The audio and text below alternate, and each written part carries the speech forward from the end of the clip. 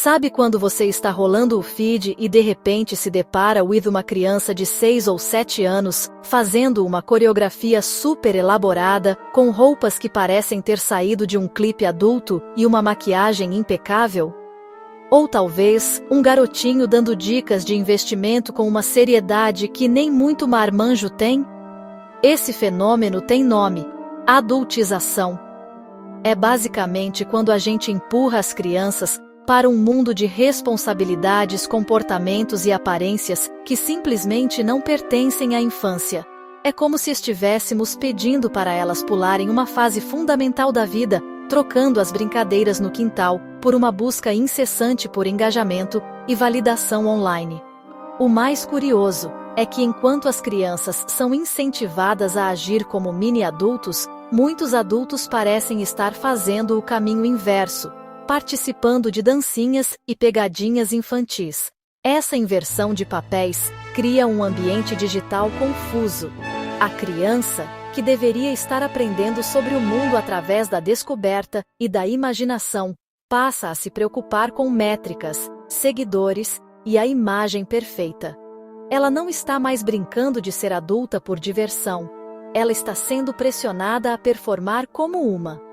Essa pressão é alimentada por uma cultura que glorifica fama e sucesso a qualquer custo. A internet, com seu alcance massivo, se tornou o palco perfeito para isso. A criança deixa de ser apenas uma criança para se tornar uma marca, um produto. A infância é a base de tudo. E quando essa base é construída em cima de areia movediça digital, toda a estrutura fica comprometida. Vamos falar de um assunto sério: dinheiro. Muitas vezes, por trás de um perfil infantil de sucesso, existe a promessa de uma renda significativa. A ideia de monetizar a fofura. A ideia de monetizar a espontaneidade. A ideia de monetizar o talento. Afinal, quem não gostaria de garantir um futuro financeiro para o filho, enquanto ele apenas brinca na frente das câmeras?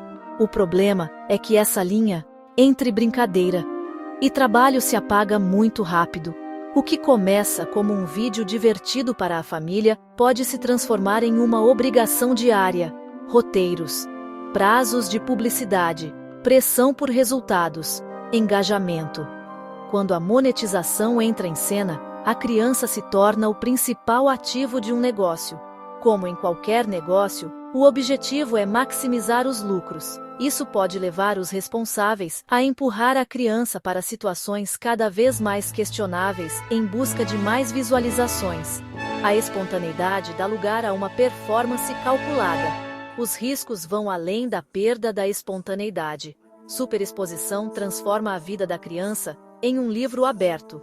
Isso a torna um alvo fácil para pessoas mal intencionadas. Assédio online, perseguição, predadores sexuais que usam o conteúdo para se aproximar ou explorar. Além dos perigos externos, há danos internos e silenciosos. Pressão por uma imagem perfeita. Comparação constante com outros influenciadores. Ela desaprende a ser ela mesma. Vive como um personagem digital.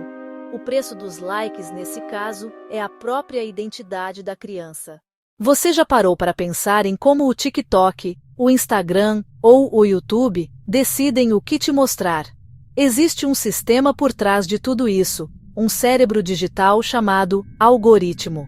A missão principal desse algoritmo não é te educar ou te fazer feliz, é te manter na plataforma o máximo de tempo possível, para que você veja mais anúncios. E para conseguir isso, ele aprende rapidamente o que captura a atenção das pessoas. O problema é que muitas vezes o que mais choca, o que é mais polêmico ou o que é mais visualmente apelativo é o que prende a nossa atenção. E o algoritmo, sem nenhum tipo de juízo moral, vai promover exatamente esse tipo de conteúdo. No universo infantil, isso se torna especialmente perigoso.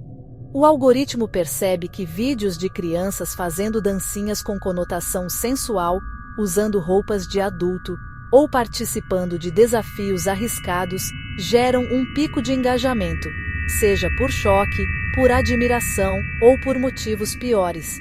Como recompensa, Ele entrega esse conteúdo para mais e mais pessoas, criando um ciclo vicioso. Os criadores e seus pais percebem que esse tipo de vídeo funciona e começam a produzir mais do mesmo. A criança, que deveria estar consumindo e criando conteúdo apropriado para sua idade, é empurrada pelo próprio sistema a se adultizar para continuar relevante e visível. Quando uma criança vê centenas de outras crianças da mesma idade fazendo uma trend com uma música de letra explícita, ela passa a acreditar que aquilo é normal, que é o esperado para a idade dela.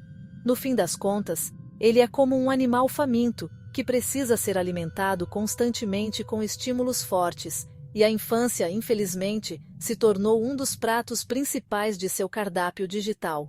Muita gente pode pensar que a internet é uma terra sem lei, mas isso não é verdade, especialmente quando o assunto é a proteção de crianças e adolescentes. A nossa principal lei, a Constituição Federal de 1988, é super clara sobre isso. Lá no artigo 227, é dever da família, da sociedade e do Estado assegurar o direito à vida, à saúde, à alimentação, à educação, ao lazer, à dignidade.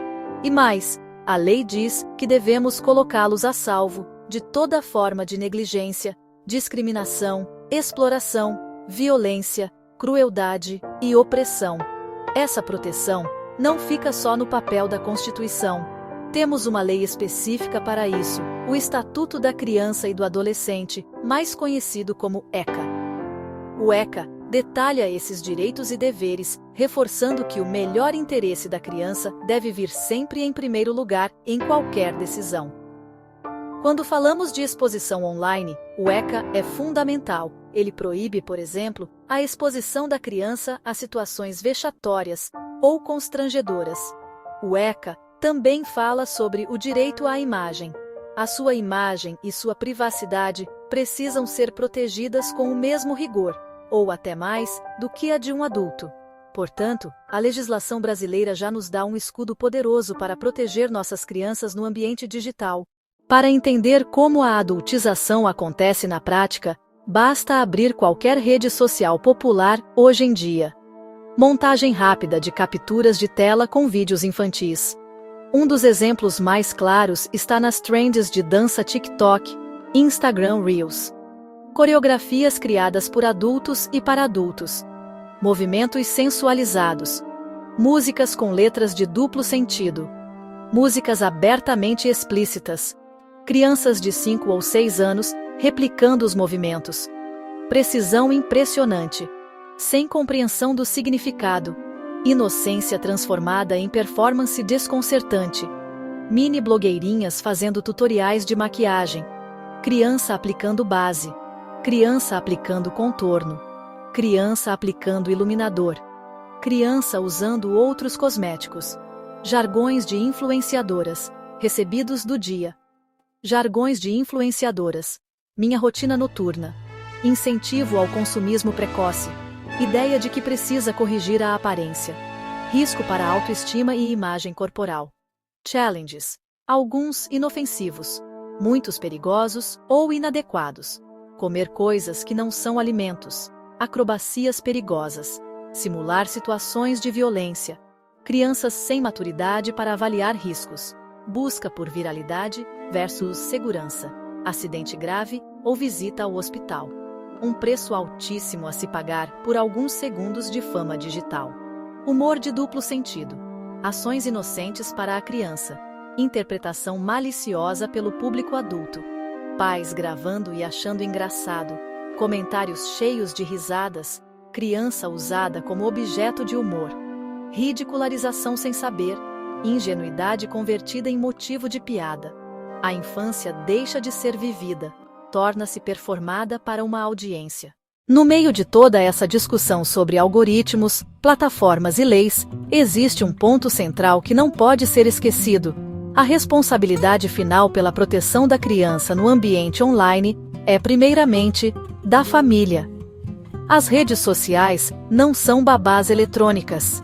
Entregar um smartphone ou um tablet para uma criança sem supervisão, sem limites e sem diálogo constante é como deixá-la sozinha em uma praça pública gigantesca e desconhecida, onde qualquer um pode se aproximar.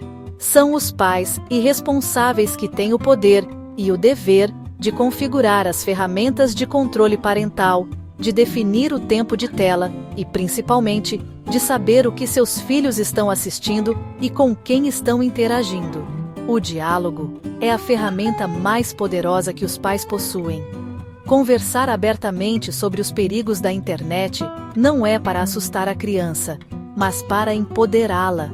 É preciso explicar, em uma linguagem que ela entenda, por que não se deve conversar com estranhos online, por que não se compartilha informações pessoais e por que certos conteúdos não são apropriados para ela.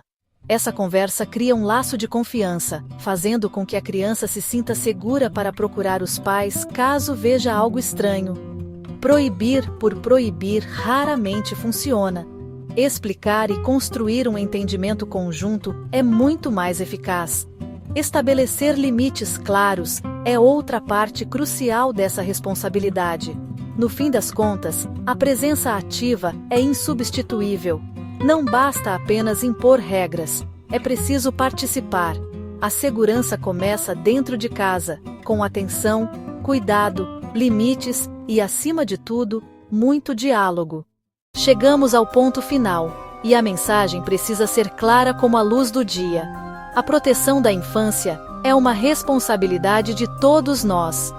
Não adianta um pai cuidadoso fazer sua parte dentro de casa se, como sociedade, continuamos a consumir, curtir e compartilhar conteúdos que exploram e adultizam crianças.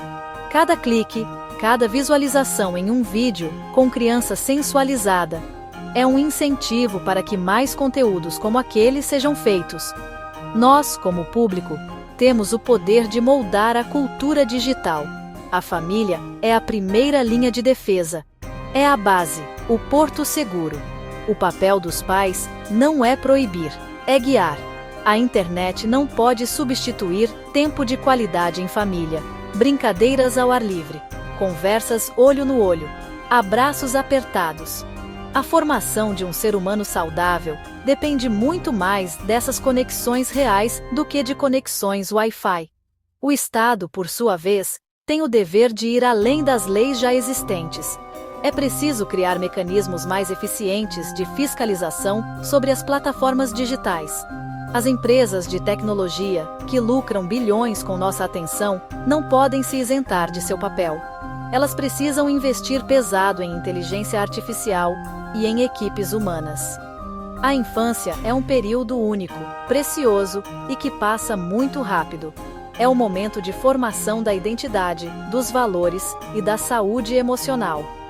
Transformá-la em espetáculo por likes e monetização é roubar das crianças o seu direito mais fundamental, o de simplesmente ser criança. Proteger uma criança não é apenas uma obrigação legal, é um compromisso com o futuro. Porque uma infância saudável e protegida é a semente de uma sociedade mais justa, equilibrada e humana. E essa é uma responsabilidade de todos nós.